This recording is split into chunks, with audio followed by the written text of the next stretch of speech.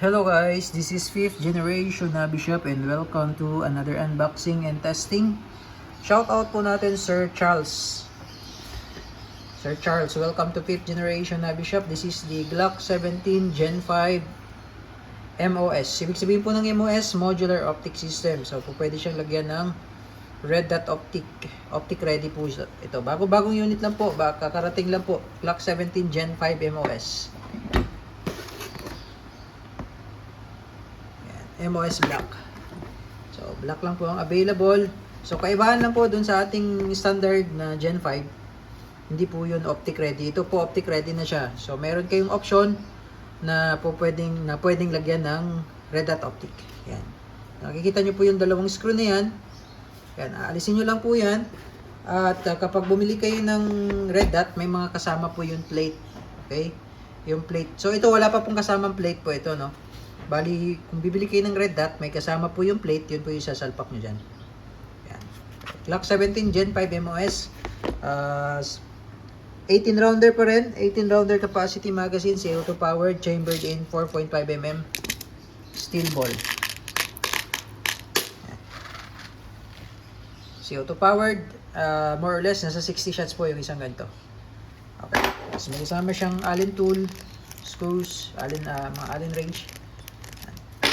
Para dun sa red dot optic. Dun sa plate. Okay? So, testing po. Glock 17 Gen 5 MOS.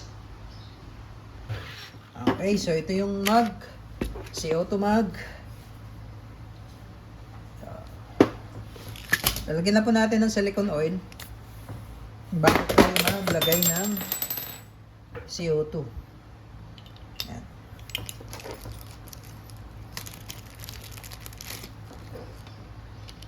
Tuwagan lang natin. Then, higpitan natin. Tamang higpit lang po. Kailangan medyo mabilis lang po yung pihit. Okay. Then, ang paglo-load naman ng bala,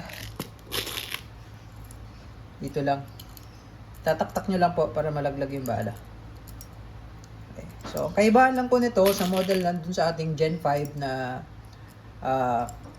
standard, yun po ay hindi MOS. Ito po yung MOS. Ito lang naman pinag-iba nila eh. Yung plate, yung sa slide niya, ito kasi pag inalis mo, meron siyang pwede mo siyang lagyan ng red dot optic. Ayan. Ayan. All steel pa rin yung internals niya, tapos meron siyang safety dito. Ayan. Yung trigger po nito malalim, hanggang dulo po yung trigger. So, sagad nyo po. Pagkakalabitin nyo po, sagad nyo po hanggang dulo. Okay? So, testing po. Glock 17 Gen 5 MOS.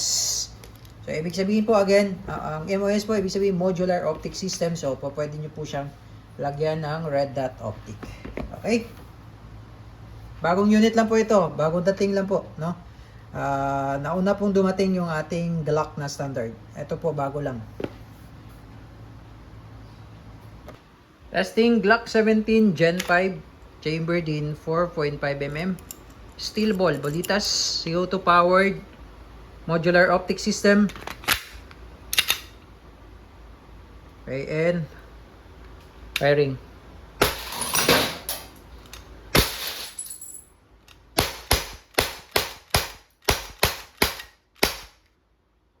So pag wala ng bala, open slide, release mag, hammer down. Glock 17 Gen 5 MOS.